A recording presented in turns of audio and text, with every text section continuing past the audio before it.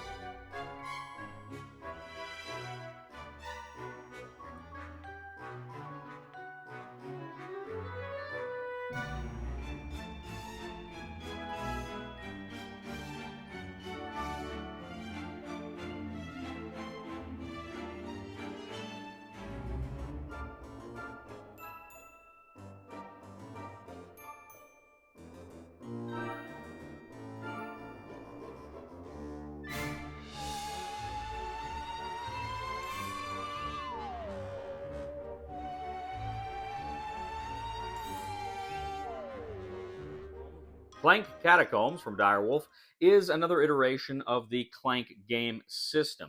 Now, this one's been around for a little while. I'm not going to get too deep into the woods. I'm just going to tell you my basically how the game plays, and then I'll give you my thoughts. Now, in this version of Clank, you're going to start out with a central tile. You will have, I believe, 6 safety tiles, and the rest of your tiles are the depths. And what this means is, unlike the original Clank, in which you have a board that you try to go through kind of the catacombs, the dungeons, whatever we called it, to try to get the treasure. In this version, you actually are building the catacombs as you move through them. You're laying down tiles, which is interesting. It's almost kind of a Tesoro mechanic where you're going from one space to another. Now, of course, this is also a deck builder. You are using your cards to move, to battle, to purchase other items you may find, other cards along the way. And then, of course, you may also stumble, meaning you add Clank cubes to the Clank board. Now, what you're attempting to do, of course, is to score the most points. You have to get an artifact and then bring that artifact from the catacombs, from the depths, back to the entrance tile. And you need to do that as soon as possible. But at the same time, you may also want to explore more because there are going to be different ways to score points. So you're moving around here, everybody's moving around, they are placing the tiles and they are attempting to find an artifact that they can take out with them, but they're also looking at all these other various ways that you can get by scoring points. You know, there's various tokens you can find, there's prisoners you can free, there are market items you can buy, there's all sorts of things. Now, as you are buying cards from the dungeon row on your turn, which you, again, are going to shuffle through your deck, critically, every now and then, a dragon will come out. Now, on the dragon board, of course, you have a number of cubes that the dragon will draw. You have the dragon token, and he's right there. And whenever you actually put out the dragon row cards, if there's the dragon on them, of course, you reach into you put all the Clank tokens that are there, you put them into the bag, you reach into the bag, you pull out that number of cubes. And if you have a cube of your color comes out, then you must place that on the damage track, and you have taken some damage. Now, if your damage track is completely filled with your color tokens, you are essentially kaput. You're out of the game. But if you die in safety, meaning if you fill up your track in safety, you can still count your points for the endgame victory. If you are in the depths, you're out of luck. Now, as soon as one person makes it out on their turn, instead of continuing to move around, they can't do that, they're going to do a dragon pull every time. So it kind of ups the stakes, and it kind of encourages the other actors on the board to wrap it up and get out of there as soon as they can. So players are going around and around. They are placing tiles. They are moving into new rooms, new chambers. They are looking for artifacts at the market, other goodies. They are buying cards. They are facing dragon attacks. And as soon as I say, one player gets out, he starts just doing dragon attacks himself.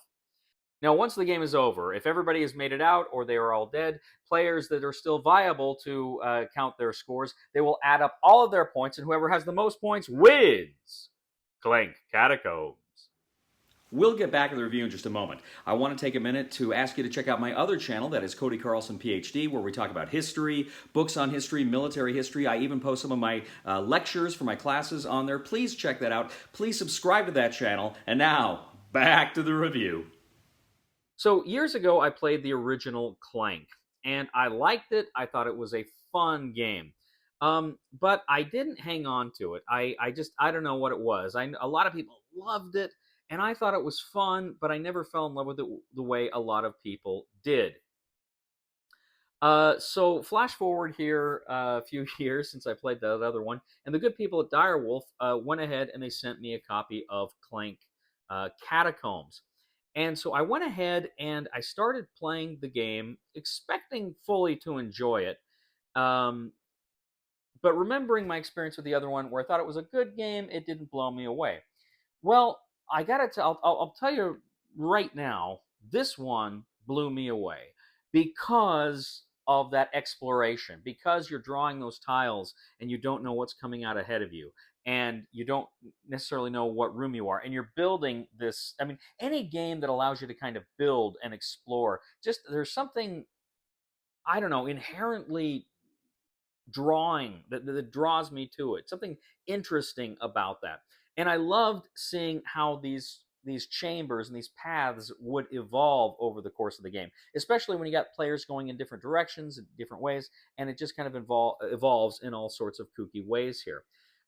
It was tremendous fun. Now Ray, who I played with, Ray, he had not played Clank Catacombs, but he loved the original Clank. He was super excited about this one, and he told me this too was kind of his new jam, right? As much as he loved the original Clank, he really enjoyed this one as well. This one's I'm definitely going to keep in my collection. I had tremendous amount of fun with Clank Catacombs.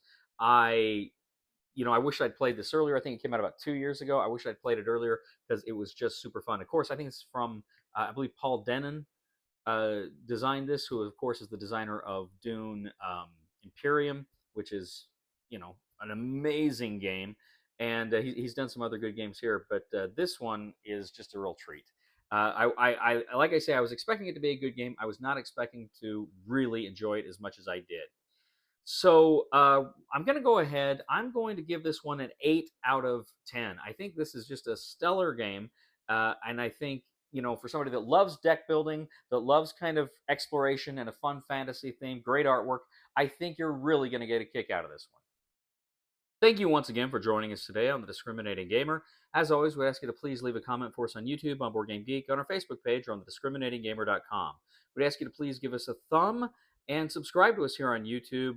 Follow us on Twitter, Facebook. We would really appreciate it. We'd also very much appreciate it if you would give us a thumb on Board Game Geek as well. If you really like what we do here, please check out my other channel, that is Cody Carlson, PhD, where we talk about history, military history, books on history, stuff like that. It would mean the world to me if you would subscribe to that channel as well. And if you do really like the content we bring to you here on The Discriminating Gamer, I would humbly ask you to click on the Super Thanks button and leave a tip. I like to sing when I'm in the car, but only in reverse. I'm a backup singer. Please somebody help me on my feet again, and I don't know where I'm going, and I don't know where I've been. Please somebody help me on the solid ground. It's a long time, and I'll be dying. Once a year I wind up in the band. You don't have to take all the blues. Oh, yeah, right. Make sure you shake it too. You're supposed to shake it.